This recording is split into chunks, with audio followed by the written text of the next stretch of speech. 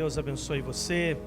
É uma alegria muito grande para nós, eu e minha esposa, estar aqui com vocês.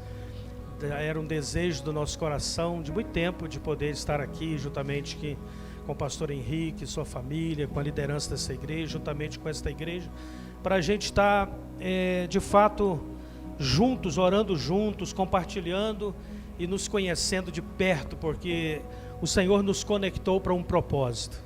Deus nos conectou para um plano, né? Então louvamos a Deus por isso. Eu gostaria de compartilhar algumas coisas com os irmãos. Eu queria colocar uma foto ali. Esse é o meu filho Davi, o nosso filho Davi. Quando nós voltamos da missão na Escócia, depois de 8 anos, a gente chegou no Brasil, ele estava na adolescência, né? E ele começou a buscar a Deus, e o Senhor começou a ministrar algo muito especial ao coração do Davi. E eu quero que você preste bem atenção aqui, porque eu sei que aqui tem na igreja, é uma igreja jovem, é uma igreja com pessoas com potencial muito grande. E deixa eu dizer para você, se você desejar Deus de todo o seu coração, você vai ver Deus na sua vida. Deus vai se mover na sua casa. O Davi começou a buscar o Senhor, e dos 15 para os 17 anos, ele leu a Bíblia toda mais de 20 vezes. E depois disso ele começou a ler a Bíblia, a cada 40 dias ler a Bíblia toda. Isso indo à escola, trabalhando, fazendo tarefa na base da missão e indo evangelizar. E aí ele tomou uma decisão de andar com a Bíblia o tempo todo.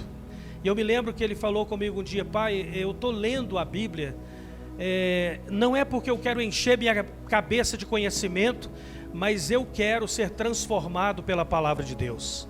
Se você quer ser transformado pela palavra de Deus, então, por favor, comece a ler a Bíblia e comece a meditar na palavra de Deus. Comece a orar, porque se você é jovem, adolescente, irmão, irmã, começar de verdade buscar a Deus, você vai ver Deus na sua vida. O Davi era um adolescente normal, como toda pessoa, como todo adolescente. Ele tinha um PlayStation, gostava de jogar o tempo todo. Depois passou para um outro jogo, gostava, falava inglês fluentemente, porque estávamos na Escócia, jogava com gente de várias partes. E de repente ele falou: não quero mais jogar, eu quero buscar a Deus. Ele desfez do videogame e começou a buscar a Deus.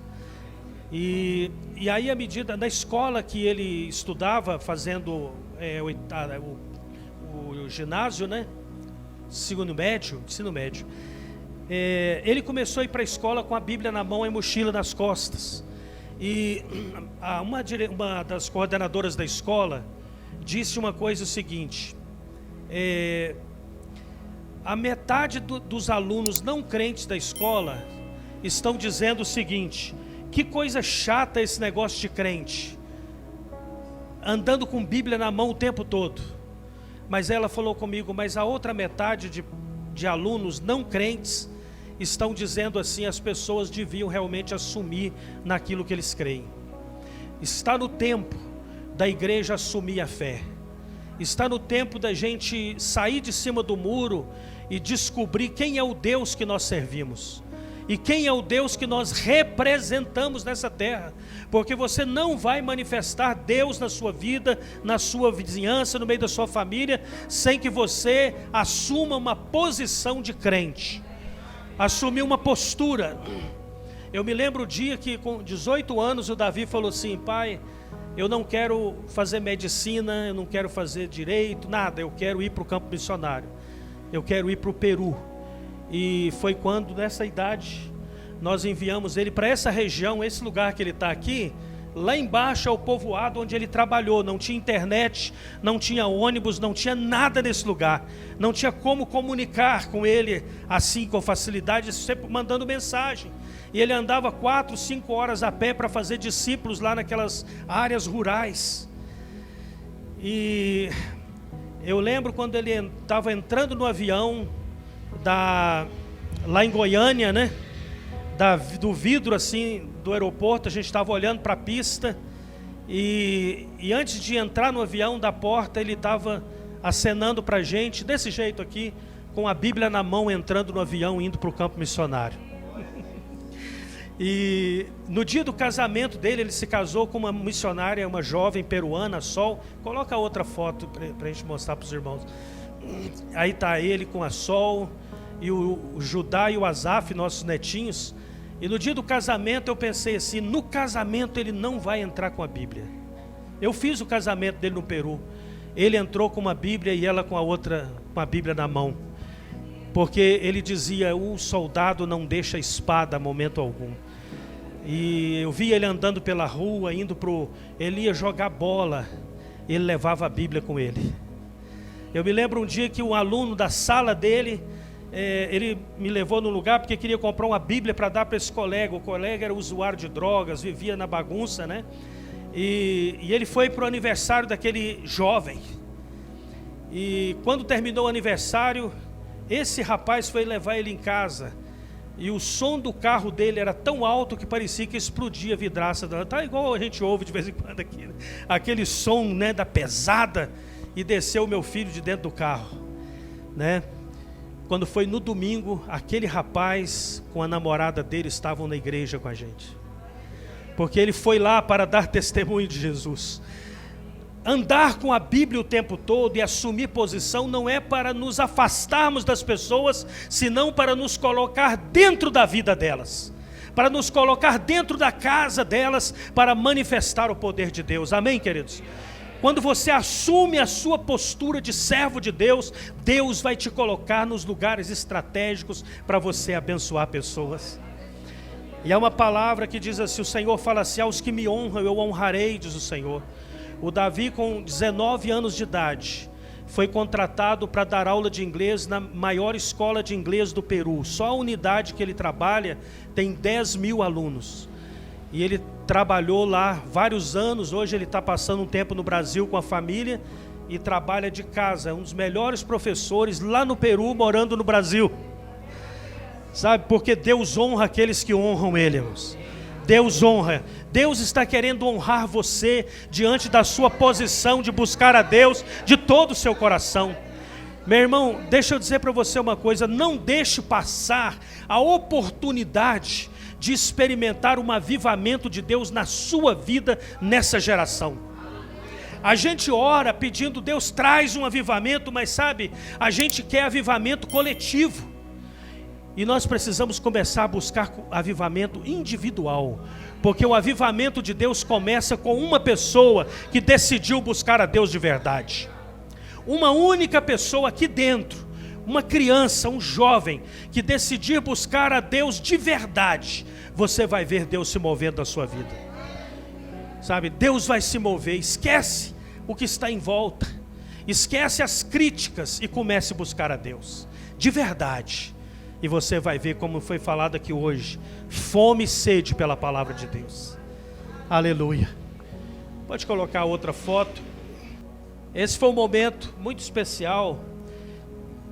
Na primeira vez que eu e minha esposa, juntamente com outros irmãos, estivemos na cidade de Vrindavan, na Índia, chamada Cidade das Viúvas. É lá que nasceu o movimento dos Hare Krishnas, né? E na Índia tem 45 milhões de viúvas. E quando uma mulher fica viúva na Índia, ela é considerada pelo hinduísmo uma maldição. E ela é expulsa de casa, perde os filhos, não pode mais usar roupa colorida, não pode comer coisa doce. E ela vai viver esperando a reencarnação, porque eles acreditam que ela está cumprindo um karma agora, dentro da religião do hinduísmo, né? E ali ela fica mendigando, ferida, machucada, não pode mais ver os filhos, abandonada. E muitas vão para a Cidade das Viúvas, que é essa cidade que nós estávamos, porque eles acreditam que se uma mulher morrer, uma viúva morrer na Cidade das Viúvas, ela não reencarna. Como eles acreditam em reencarnação, as mulheres não querem voltar a essa vida e correr o risco de sofrer a dor que elas estão sofrendo. E nós chegamos nesse lugar, era noite, e a gente queria se encontrar com um grupo de mulheres viúvas para abençoar as viúvas. E naquela noite nós entramos sendo guiados por um homem hindu. Nós fomos guiados num corredor muito escuro, pareciam trevas, não tinha luz. A luz que você está vendo aqui é a luz da vela e a luz da câmera da máquina. Eu tirei essa foto, eu estava com uma câmera e tinha um flash porque você via poucas coisas. E quando nós chegamos nesse lugar, era um terreiro, e essas mulheres estavam incorporando. Ali havia um guia, e nós dissemos: aqui nós não podemos abrir mão, porque essas mulheres são as viúvas que nós estamos procurando. E dissemos para o guia daquele lugar, dissemos: nós queremos orar e abençoar as viúvas. E ele ficou anestesiado, e tudo que a gente falava ele concordava. Nós vamos cantar, e nós começamos a cantar louvores a Deus lá dentro do terreiro. E as mulheres levantaram as mãos adorando a Deus juntamente conosco. E de repente nós, as mulheres, a minha esposa, mas algumas irmãs subiram aí e começaram, pode passar para outra foto, começaram a abraçar essas mulheres e orar por elas. E nós decidimos, você vai ver que na mão daquela ali tem um dinheiro em rúpias. Nós estávamos dando uma oferta na mão de cada uma delas, profetizando que Deus ia mudar a história dessas viúvas. Pode passar para a próxima foto dessas aí.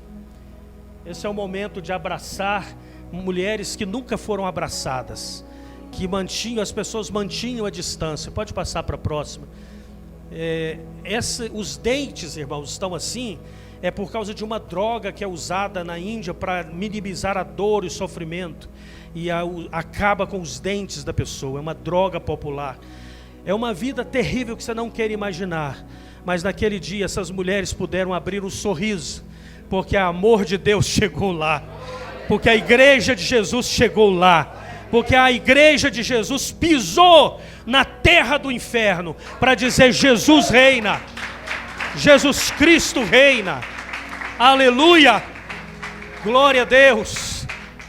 Depois disso nós temos ido muitas vezes à Índia, e agora há um projeto lá de ensinar costura para as viúvas da Índia. Muitas vezes já estivemos na casa das viúvas, muitas viúvas agora que conhecem Jesus, e a gente vai lá orar com elas, encorajar, abençoar. Muitas mulheres estão se convertendo a Jesus e conhecendo a liberdade que tem em Jesus Cristo. Glória a Deus. Pode passar para a próxima foto. Eu estive no interior do Nepal, em um lugar chamado Biratnagar. Biratnagar é um lugar que está na divisa do Nepal com a Índia. E quando nós chegamos lá, nós fomos a uma vila orar por uma comunidade. Essa comunidade havia um líder, um curandeiro. E esse homem era o curandeiro, o feiticeiro, o responsável por 7 vilas daquele lugar. Ele atendia as comunidades. Só que a filha dele, de 12 para 13 anos, ficou possessa por demônios e foi viver no meio da mata. E ele não tinha como trazer a filha de volta. E alguém falou para aquele homem o seguinte: existe um tal de Ishor, ou pastor Ishor, aqui em Biratnagar, que é um amigo nosso. Ele é nepali. E a pessoa disse para ele: ele conhece um tal de Jesus de Nazaré. Pode ser que ele te ajude. Quem aqui conhece um tal de Jesus de Nazaré? Aleluia! Glória a Deus! E aí ele procurou o Ishor e disse: me disseram que você conhece um tal de Jesus de Nazaré, que poderia me ajudar, e contou a história dele. E o Ishor foi lá no meio da mata, estendeu a mão, e a menina foi liberta dos demônios. Trouxe a menina e entregou ao pai. E aí ele percorreu as 7 vilas e disse para eles: eu descobri agora a resposta para todos os problemas das vilas. É um tal de Jesus de Nazaré. E quando nós estivemos lá, era um sábado à tarde, chegamos às 4 horas da tarde. E quando nós chegamos em uma das vilas, que é essa aqui, não precisou avisar para ninguém que nós estávamos chegando. Todas as pessoas do vilarejo vieram, se assentaram naquele lugar para ouvir a palavra de Deus. E nós ficamos lá ministrando a palavra de Deus. E a primeira coisa que eu disse para eles foi o seguinte: Jesus Cristo de Nazaré chegou nessa vila para mudar a história desse lugar. E enquanto a gente estava ministrando a palavra de Deus, que foi de 4 da tarde às 11 da noite aquele dia, durante aquelas horas, as pessoas se levantavam lá no meio da multidão dizendo: meu filho foi curado aqui, A outra pessoa levantou e disse: eu fui curado aqui, porque o Espírito Santo estava confirmando a pregação da palavra enquanto ela era pregada. Pessoas estavam sendo libertas. Aquele homem estava lá com a filha dele, ouvindo a palavra de Deus. E quando terminou, era 11 horas da noite, nós fomos nas casas, onde muitas famílias que não foram estar conosco, porque no momento em que elas iam sair para ouvir a palavra de Deus, os demônios as convulsionaram, ficaram possessas por demônios dentro de casa, pessoas rolando pelo quintal. E aí nós fomos casa por casa daqueles lugares, e quando nós pisamos no portão, eu disse apenas uma coisa: Jesus Cristo de Nazaré chegou nessa casa. E os demônios batiam em retirada, porque os demônios não podem resistir ao tal de Jesus de Nazaré. Ele é o libertador de Israel, o libertador do seu povo, aquele que dá vitória ao seu povo. Coisas tremendas. E essa família, irmãos, essa senhora pegou essa lâmpada, essa é a única luz que tem lá, esse tipo de lâmpada. E ela chamou a família e veio e me disse assim: missionário, tira uma foto da gente. Eles nunca foram fotografados, nunca estiveram em rede social, eles não têm internet, não têm eletricidade, não tem nada nesse lugar. E eu não entendia por que eles queriam tirar a foto. Hoje eu entendo, ela nunca viu essa foto, mas o Espírito Santo estava impulsionando para que você hoje aqui pudesse olhar e ver povos não alcançados que estão conhecendo Jesus Cristo de Nazaré, conhecendo quem é o Jesus de Nazaré. Aleluia, glória a Deus. Esse é um dos lugares que nós plantamos a igreja, chama Metsemane. E eu coloquei essa foto que eu quero compartilhar rapidamente também uma coisa. No Natal agora, pastor Henrique já sabe, nós vamos estar fazendo o almoço de Natal dessas crianças e outras crianças em mais 7 localidades. Essas crianças normalmente se alimentam de uma única alimentação. Uma vez por dia eles comem shima, que é uma polenta de milho branco. E nesse dia que nós estávamos aqui, que foi a primeira vez que eu estava lá para plantar a igreja, nós fizemos arroz, fizemos feijão e algumas outras coisas, né? Mas não tinha prato para servir para essas crianças. Então as mamás pegaram a tampa dos caldeirões e colocaram assim. E aí você vai ver outras crianças, um grupo de 10, 12 crianças comendo no mesmo lugar com a mãozinha.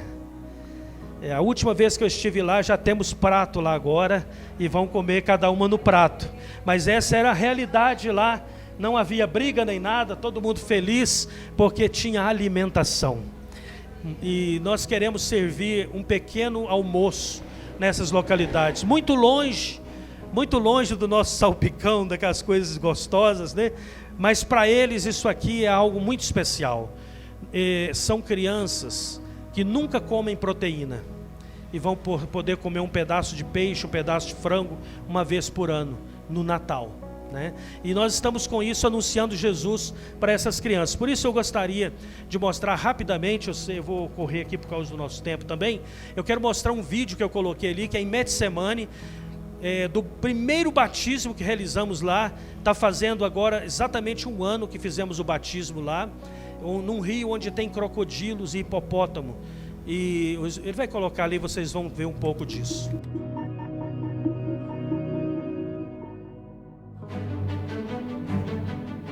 Estamos a caminho de Metsemane. Eu queria mostrar para vocês, esse aqui é o transporte que nós estamos utilizando algumas vezes para chegar em Metsemane. Quando não conseguimos transporte, são 20 quilômetros andando um banco de areia. E hoje, graças a Deus, conseguimos que esse carro está indo para lá. E aí estão os passageiros que vão na carroceria do carro. Ali está a comida que vamos servir amanhã, depois do batismo. E estamos nos preparando para um tempo muito especial amanhã.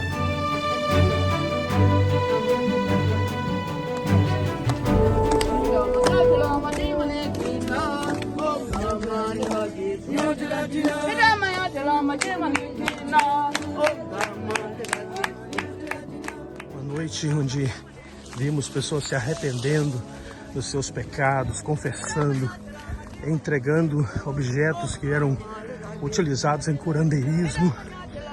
Foi uma noite de libertação aqui em Metsemane.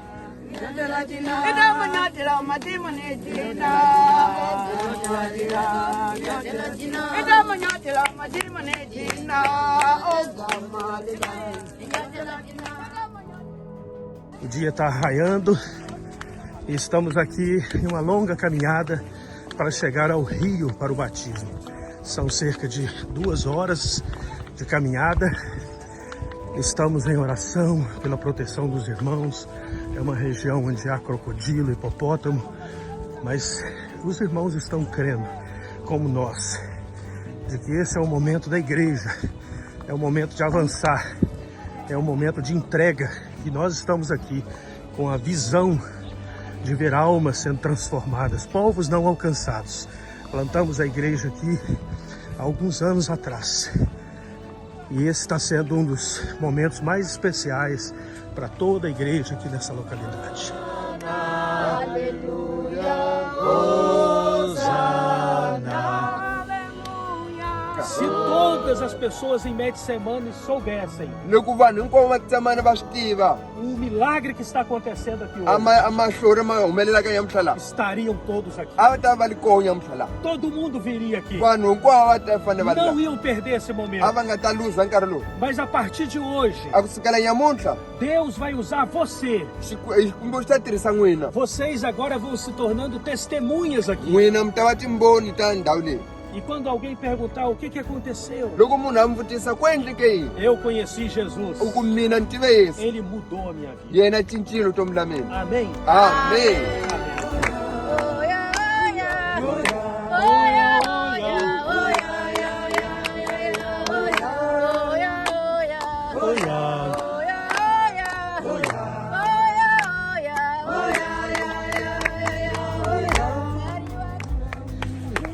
Nós estamos voltando agora do batismo, tempo precioso com os irmãos, tempo maravilhoso, e saíram das águas e estão todos a cantar pelo caminho, louvando a Jesus. Estamos muito felizes, como Deus é bom. Aleluia, aleluia,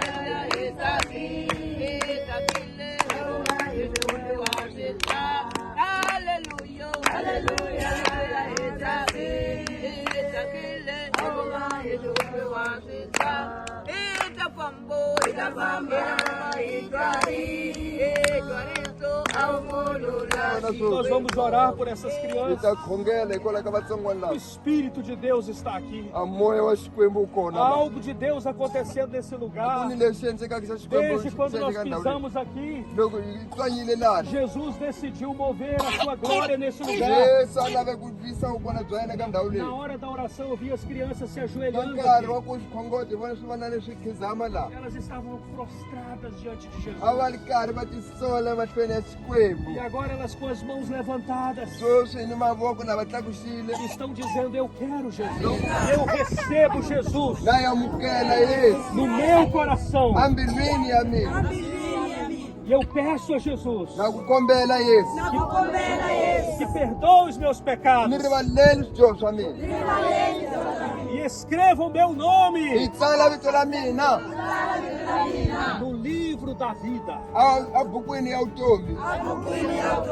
Aqui em Getsemane, eu e a minha família vamos servir a Jesus, porque o sangue de Jesus me purifica de todo pecado. O sangue de Jesus me purifica de todo pecado. Jesus, enche essas crianças do teu Espírito, que elas sejam tomadas pela presença de Deus, pela glória de Deus, e elas, como futuro de Getsemane, futuros de Moçambique, seja uma bênção, seja uma grande bênção. Prepara tudo que essas crianças vão precisar hinkwaswo leswi va nga ta swi para lava o la futuro a wu delas. mundzuku na vona Que sejam homens e mulheres de a va ve Deus. vavanuna ni vavasati va Xikwembu Que sejam missionários, pastores e a mestres. ve vamissionari ni vadyondzisi ni vafundhisi Que seja uma igreja verdadeira. a ve kereke la ntiyiso Que ama o nome de Deus. lava rhandzaka vito la Xikwembu Que manifesta a glória de lava Deus. kombisaka udzulo bya Xikwembu Em nome de Jesus.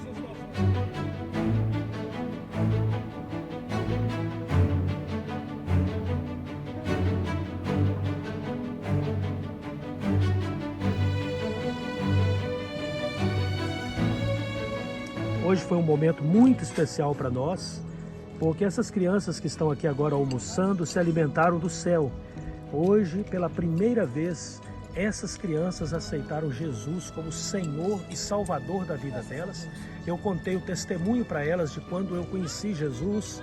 Eu tinha 5 anos de idade e a minha mãe me perguntou se eu queria entregar o meu coração para Jesus. E eu sempre vou me lembrar desse momento. Então as crianças aqui abriram o coração para Jesus. As mamás, as mães que estavam aqui, seguraram a mão da sua criancinha, levantando a mão, dizendo: meu filho ou minha filha vai receber Jesus.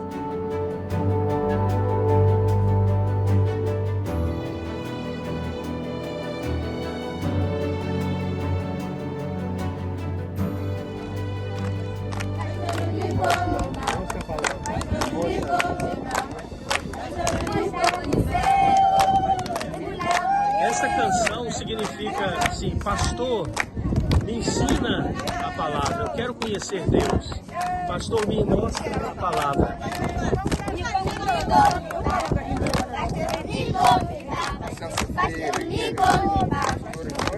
Estou a sofrer, pastor.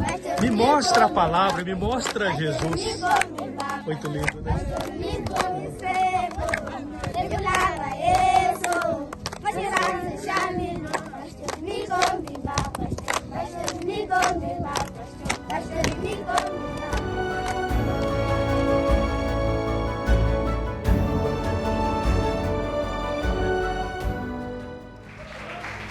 Irmãos, é impossível descrever o que aconteceu aqui esses dias. A presença de Deus era tão palpável. Essas crianças se levantaram depois desta noite aqui, se levantaram, aliás, à noite pela madrugada, sem ninguém dizer nada. E elas começaram a cantar essa canção que elas mesmas compuseram, dizendo: pastor, nos ensina a palavra. Aqui estamos sofrendo, precisamos de Jesus. E elas dançavam de levantar poeira no chão, louvando a Jesus pela madrugada. As pessoas iam andando ali em volta daqueles ambientes e você encontrava com as pessoas, eles estavam chorando, as crianças estavam chorando e ninguém sabia por que eles estavam chorando, porque Deus resolveu visitar aquele lugar. Vocês devem ter visto do meu lado uma pessoa de blazer, vinho, né? Estava o tradutor e a pessoa do lado. Aquele ali é o curandeiro da localidade, o homem que eles chamam de feiticeiro, responsável. E ele estava lá nesse momento em que as crianças iam aceitar Jesus. Então eu chamei ele à frente e disse: você é o líder da localidade, vai testemunhar que essas crianças agora pertencem a Jesus. E ele disse: concordo. As crianças, debaixo da concordância daquele homem, estavam dizendo: aqui queremos Jesus, aqui queremos a Jesus. De fato, esse homem agora está ouvindo a palavra de Deus lá na igreja, porque Deus está se movendo muito rápido. E eles cantam uma canção aqui em Metsemane. Metsemane é um lugar isolado de tantos lugares, e eles cantam uma canção que diz assim: Deus está andando pelo mundo. Você não percebe isso? Ele está andando pelo mundo. Ele não está indo de avião, ele não está num ônibus, num automóvel. Deus está andando nas nossas trilhas. Em outras palavras, ali você viu, nós estávamos indo para o batismo e há uma trilha. Então eu estava ofegante porque eu estava andando, e na verdade eu falei 2 horas, mas foram 3 horas. 2 horas é quando pergunta para eles, mas para mim é 3 horas caminhando, né? Eles falaram: é só 2 horas, 2 horas. Saímos às 4, 7 da manhã chegamos na beira do rio para fazer o batismo e voltar num banco de areia, irmãos. usando chinelo de dedo. Não é fácil, né? Mas Deus é maravilhoso. Deus é aquele que... O Senhor tem me dado muito uma palavra que foi um discernimento que Paulo teve. Ele disse assim, Paulo fala assim: posso todas as coisas naquele que me fortalece.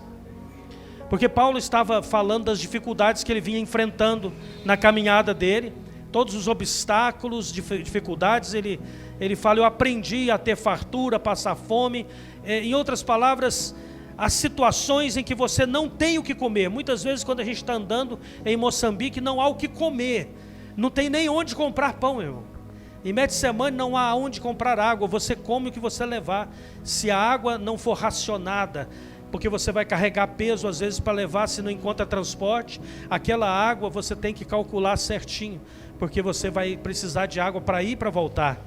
Lá a água é contaminada, você pode pegar uma bactéria, é uma área infestada de malária, de muitas coisas, é uma área muito difícil onde estão essas pessoas, mas o Evangelho de Jesus chegou em Metsemane. O Evangelho de Jesus chegou nesse lugar. Então esse é um dos lugares que nós vamos fazer o almoço no Natal. E é uma festa, a alegria dessas crianças, né? É uma alegria. Glória a Deus. Deus é bom, Deus é maravilhoso. Aleluia. Aleluia. Irmãos, eu gostaria de compartilhar uma palavra com você. Hoje é um dia muito especial, que nós vamos também estar celebrando a ceia do Senhor, né? E tem alguns textos na palavra de Deus que eu gosto muito de meditar, principalmente em momentos como esse. Em Lucas capítulo 22, por exemplo, versículo 15: eu desejei ansiosamente comer essa Páscoa com vocês antes do meu sofrimento, pois eu lhes digo, não comerei dela novamente até que se cumpra no reino de Deus. Jesus está na última Páscoa com seus discípulos, que é a última Páscoa antes da sua morte e ressurreição.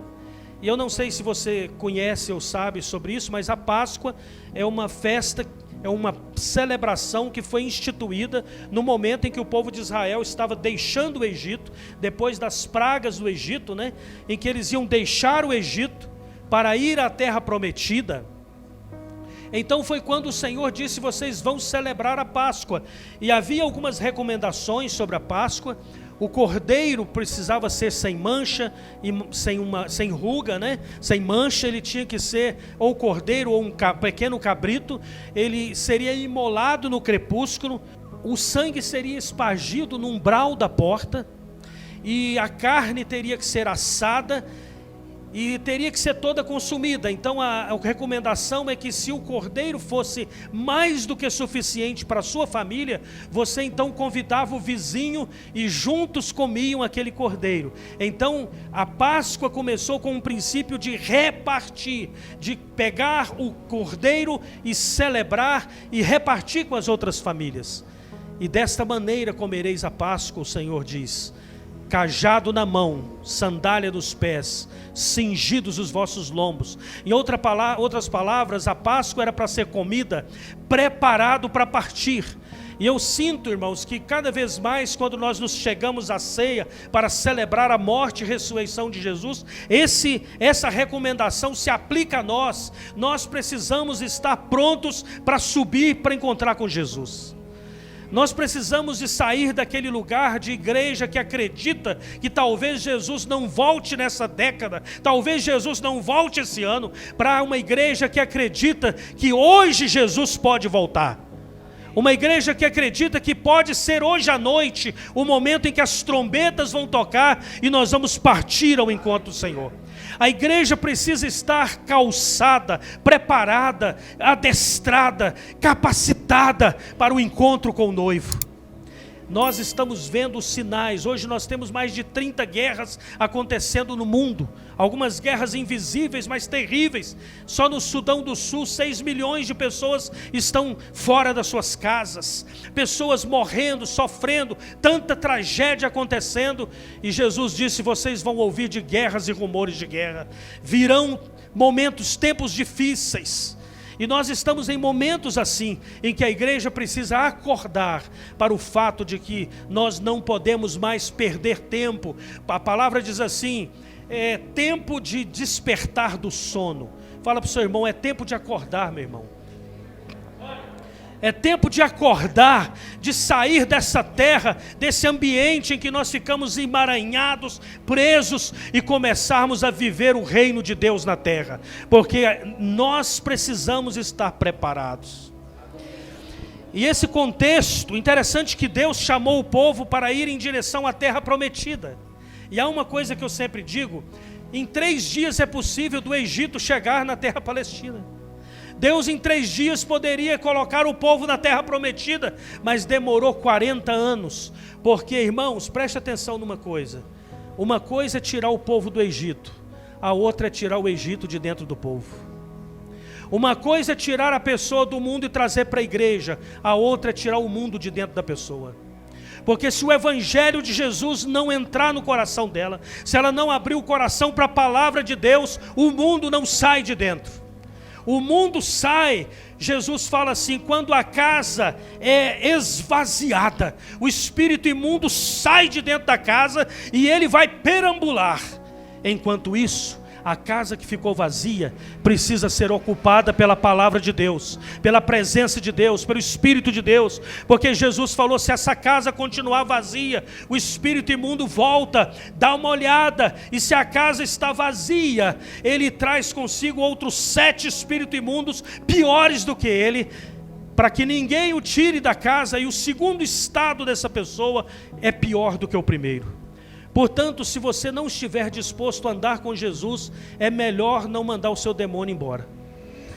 Pode parecer heresia isso aqui, mas é disso que Jesus está falando. Você quer realmente encher a sua casa de outra coisa? Você tem que decidir, porque o diabo não vai abrir mão de deixar a casinha dele vazia, ir embora, e voltar, está tudo vazio, e ele ir embora do mesmo jeito. Não, ele volta e ele fica. Então você tem que decidir que se você quer Jesus, você precisa se encher da palavra de Deus e da presença de Deus, porque Provérbios diz assim, mente vazia é oficina do diabo. Mente fala da casa. A casa que o Senhor Jesus está falando é realmente o que processa na sua mente. Se a sua mente se encher das coisas dessa terra, ela não vai absorver as coisas do céu. Nós precisamos nos esvaziar da terra para nos encher das coisas de Deus. Nós precisamos mandar embora os espíritos imundos das casas das pessoas, mas precisamos encher essa casa da presença de Deus. Então isso fala da preparação. Por isso o povo de Israel saiu de lá do Egito, mas foram peregrinar por 40 anos no Egito. E fato é que a maioria das pessoas não entraram na terra prometida. Se você ver o livro no Velho Testamento, os livros falando sobre a posse da terra, toda aquela geração que murmurou contra Deus, reclamou e que ficou, eles não entraram, entraram as mulheres e as crianças. Eles disseram, nossas mulheres e filhos vão morrer nessa terra. Aí aquela geração que disse isso não entrou. Entraram as mulheres e os filhos deles, a geração seguinte, porque 40 anos mudou a geração, e a Bíblia diz que quem entrou daquela geração foi só Josué e Calebe. Então, meu irmão, é um risco muito grande nós sairmos na comitiva do céu e não assumirmos a posição de servo de Deus. É muito perigoso você entrar para o grupo da igreja e ficar em cima do muro, porque você não pode servir a 2 senhores. Ou você vai amar um e odiar o outro, ou odiar um e amar o outro. Jesus nos ensina isso muito claro, é o que está na palavra. O problema é que a gente fica pensando, será que Jesus queria dizer isso mesmo? Meu irmão, é exatamente isso que ele queria dizer. Ele não disse outra coisa, ele foi muito claro, muito objetivo, muito específico. Ele disse, você não pode servir a Deus e a Mamon. Ou você serve a Deus ou você serve a Mamon. Por que Jesus falou isso? Porque eu e você temos uma facilidade muito grande de servir 10 senhores, 1000 senhores. Nós servimos a todos de boa, mas Deus não divide espaço com outros.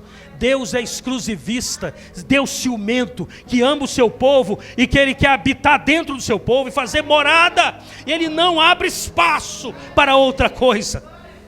Por isso somos um povo chamado exclusivo de Deus, propriedade exclusiva de Deus.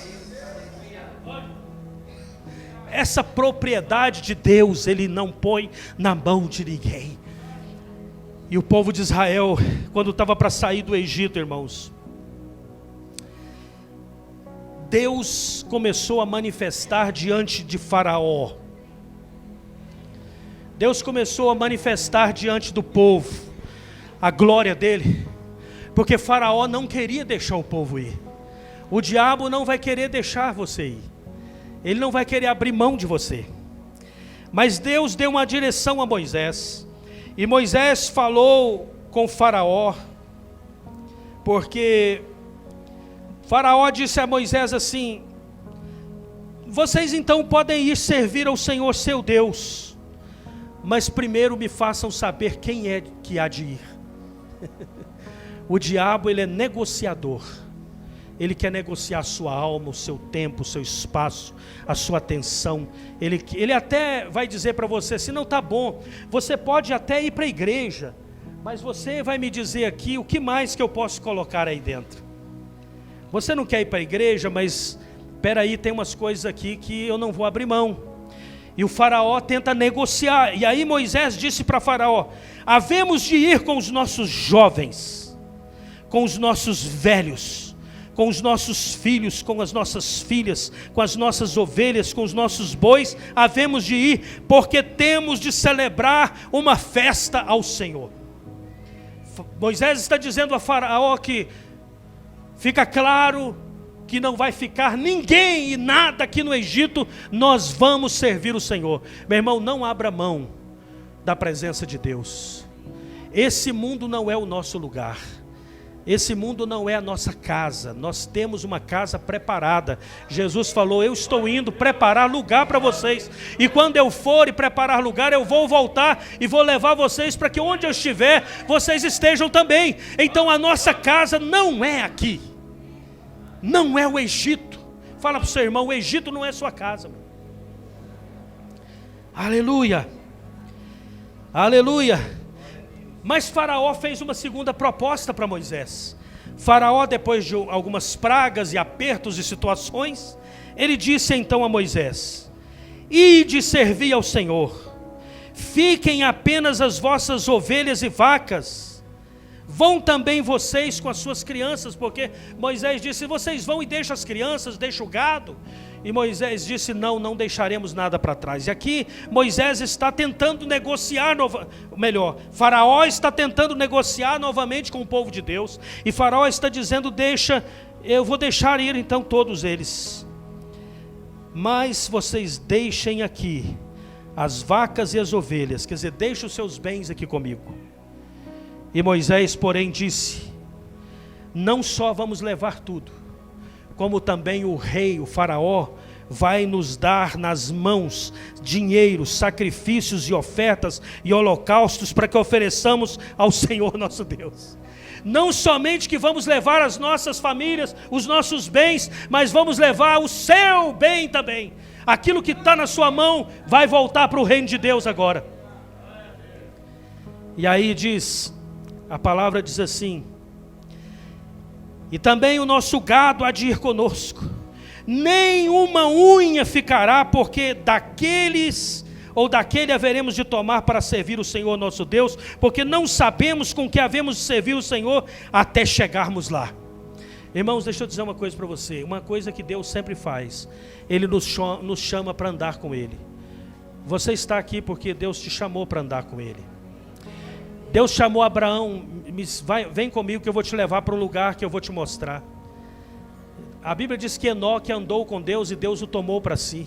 Deus está nos chamando para andar com Ele. E o povo de Israel não foi direto para a terra prometida. Eles foram para uma caminhada de 40 anos no deserto. Deus está chamando o povo: vem, vou levar vocês para prestar um culto. E aqui Moisés está dizendo a verdade. Ele sabe: não sabemos o que o Senhor quer que a gente faça, mas foram 40 anos no deserto, porque o deserto é o lugar onde Deus começa a tirar o mundo de dentro de nós. O deserto é o lugar onde a limpeza começa a acontecer, onde Deus começa a tirar os valores do Egito e colocar em nós valores de Deus. E aí, o deserto não é lugar para vivermos na incredulidade, falta de fé. O deserto é lugar para a gente crer e confiar no Senhor de todo o coração, para termos certeza e convicção, decisões certas tomadas e dizer: Senhor, eu creio em Ti, mesmo que eu não consigo ver nada. Senhor, eu creio em Ti, mesmo que está faltando comida, mesmo que falta água, eu creio no Senhor, eu confio no Senhor, eu espero no Senhor. Porque, meus irmãos, tão certo como nós estamos aqui hoje, o deserto é um lugar onde o diabo vai tentar fazer você murmurar, reclamar, tentar fazer você viver no desespero, na angústia, na incerteza, na falta de fé. E é nesse lugar que você vai decidir: eu creio em Deus. Eu já tive momentos na minha vida em que eu falei: Senhor, eu não consigo ver nenhum palmo na minha frente. Eu não consigo ver nenhum palmo na minha frente. Mas eu estou a um palmo de ver um milagre acontecendo. Porque se você não vê um palmo na frente, é só medir, só falta isso aqui para o milagre acontecer. Você crê que isso é possível? Esse ano passado, irmãos, eu estava esperando o meu visto para ir para Moçambique. O visto não saía, e não saía. E aí foi chegando a época da viagem. Eu ligava para a embaixada de Moçambique, falei com um assistente do cônsul, falei com uma pessoa que era o que emitia o visto, né? Como é que era o nome dele? Esqueci agora, ele era até muçulmano. Conversei com ele. Eu disse: olha, eu preciso chegar em Moçambique, eu tenho compromissos, e o visto não chegou. E ele disse: eu vou ver o que eu consigo fazer, mas nada se resolvia. Falavam com Maputo, nada se resolvia. E aí, faltando já nas últimas horas, quando só tinha uma possibilidade. A possibilidade era que numa quinta-feira pela manhã eu fosse para Brasília, na incerteza, na dúvida de que eu pudesse ter o visto naquela manhã, porque se eu tivesse o visto de manhã, eu pegaria o visto, voltava para Goiânia, pegava um ônibus, porque daí eu já teria perdido o voo, a conexão para São Paulo, e vinha de ônibus para São Paulo para pegar o voo aqui na sexta-feira, às 4 horas da tarde. Só tinha essa possibilidade. Então eu falei com Deus, eu disse: Senhor, eu estou indo para Brasília. Eu e minha esposa pegamos o carro, fomos para Brasília, e no caminho eu disse: Senhor, essa é a oração que eu estou voltando a fazer hoje. Eu não consigo ver um palmo na minha frente, mas eu declaro que eu estou a um palmo de ver um milagre. Aleluia. E quando eu entrei na embaixada de Moçambique, quando eu pisei dentro da embaixada, o meu telefone tocou, e a pessoa, era aquele senhor que emitia o visto. Ele disse: senhor Edinaldo, eu estou ligando para dizer que o seu visto foi autorizado. E eu disse para ele: pois bem, eu já estou aqui. E ele disse: aqui aonde? Eu falei: na sua embaixada. Você está aqui? É o Fakir o nome dele, desculpa, eu lembrei agora, o Fakir. Eu falei: sou Fakir, estou aqui. Ele falou: aqui? Eu falei: aqui. Ele não acreditava, porque não tinha certeza, não tinha nada, nenhuma possibilidade. Mas no dia anterior, irmãos, Deus já tinha começado a mover as coisas. No dia anterior, uma mulher moçambicana que trabalha na embaixada em Brasília, que eu esqueci o nome também agora, a minha esposa tinha conversado com ela, só que ela ficou doente no dia anterior e não foi trabalhar. E naquela manhã ela falou comigo, ela disse: senhor Edinaldo, ontem eu não vim trabalhar porque eu estava doente, mas eu cheguei em casa, eu estava em casa, e alguma coisa gente, meus irmãos, isso é uma pessoa não crente. Ela disse: alguma coisa estava me incomodando, alguma coisa me incomodou para resolver a situação do seu visto. Então eu trabalhei ontem à tarde e à noite para que essa situação se resolvesse. E aí ela estava lá com o meu passaporte e o visto, para eu voltar correndo para Brasília, ou para Goiânia, e aí fazer a mala em 2 horas, pegar o ônibus e embarcar para Moçambique. Irmãos, os irmãos lá estavam me esperando, havia muita expectativa, e eles não sabiam. E de repente eu pude dizer: estou chegando em Moçambique. Porque o nosso Deus é poderoso, o nosso Deus é maravilhoso. Há um palmo, apenas um palmo, meu irmão, e Deus vai fazer o milagre. Eu falei isso muitas vezes quando o dinheiro estava acabando. Eu falava com a minha esposa: estamos a um palmo de ver o milagre, porque o dinheiro acaba hoje. E de fato eu fazia de tudo para o dinheiro acabar logo, porque eu queria ver o milagre. Eu não queria, não era o dinheiro, eu queria ver era que Deus não ia falhar. E aí, meu irmão, tão certo como nós estamos aqui, Deus moveu naquele dia. Deus é o Deus de milagres. O Senhor abre caminhos. O Senhor abre caminhos. Então eu citei esse texto aqui, não para pregar sobre a Páscoa, a saída do Egito, mas para os irmãos entenderem o quanto que Deus está determinado em nos tirar do Egito, em nos tirar do mundo e nos levar para a terra prometida, onde nós não vamos negociar nada.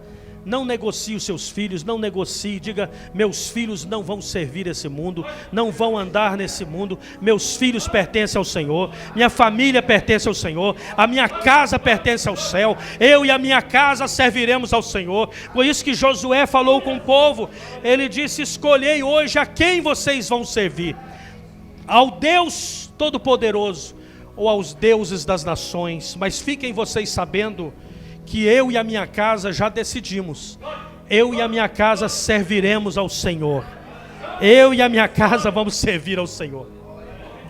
E nessa noite que nós vamos celebrar aqui o momento da Páscoa, nós já vamos estar compartilhando a Páscoa, né? A ceia do Senhor. E quando eu falo, é porque assim, eu perguntei a um judeu, eu estava em Jerusalém uma época com a minha esposa, era uma mesa com judeus ortodoxos e aí eles estavam tomando café da manhã. Nós estávamos tomando café com eles. E aí de repente alguém começou a cantar parabéns. E eu não sabia quem era o aniversariante. Mas cantei parabéns, alguém devia estar aniversariando. Terminou, eu perguntei: quem que está aniversariando mesmo? E alguém disse assim: não, ninguém está aniversariando, é só para a gente se alegrar mesmo. Porque eles gostam de festa, de se alegrar. E aí eu perguntei: como que é a Páscoa? Eles disseram: a Páscoa é uma janta que dura 5 horas. 5 horas à mesa, nos lembrando das coisas que o Senhor Deus fez. Me tirou do Egito, a ida no deserto, como que Deus fez. E a gente passa o mel na boca dos nossos filhos, passando o mel, declarando que a palavra de Deus seja doce ao seu paladar como esse mel. E sabe que ao final da Páscoa, quando o dia amanhece, o pai de família abre a porta, porque eles têm esperança de que o Messias vai chegar na casa deles. O Messias, o Salvador, que eles não acreditam ainda em Jesus. Mas eles abrem a porta enquanto o sol está entrando, na esperança de que naquela manhã pode ser que o Messias vai entrar na casa. Mas o Messias já entrou na casa. Jesus, ele veio. E aí nessa Páscoa, quando Jesus fala: eu desejei ardentemente celebrar com vocês essa Páscoa, é porque aquela Páscoa, irmãos, foi o cumprimento da mensagem da Páscoa. A Páscoa que até hoje muitos celebram era apenas uma sombra, era uma coisa que estava predizendo que um dia o Cordeiro de Deus que tira o pecado do mundo viria, e naquela Páscoa não era o Cordeiro que iria alimentar, mas o Cordeiro de Deus estava ali, Jesus Cristo. E aí quando ele pega o pão, ele parte o pão, ele diz: faça isso em memória de mim. Ele pega o suco da uva e ele dá aos discípulos e fala: esse é o meu sangue que é repartido por vocês. E eu sempre falo que a ceia não é a respeito de partir pão, mas de repartir o pão.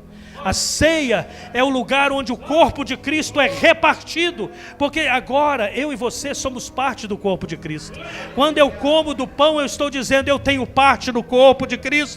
E esse corpo, ele é partido e repartido para alimentar as multidões. Por isso, no dia da multiplicação dos pães, em que havia 5 pães e 2 peixes, e os discípulos não sabiam como que haviam de alimentar uma grande multidão, e Jesus havia dito a eles: dai-lhes vós de comer, mas eles não sabiam, e Jesus estava explicando para eles como que 5 pães e 2 peixes vai alimentar uma grande multidão. Ele pegou o pão, partiu, repartiu com todos, e todos comeram e se fartaram, e ainda sobrou 12 cestos de pães. Aquela multiplicação não é a respeito de um trabalho filantrópico de multiplicar pão para matar a fome da humanidade, mas é a respeito da salvação que seria repartido para todos os homens, de maneira que todos que comerem desse pão não terão mais fome, e todos que beber desse sangue não terão mais sede.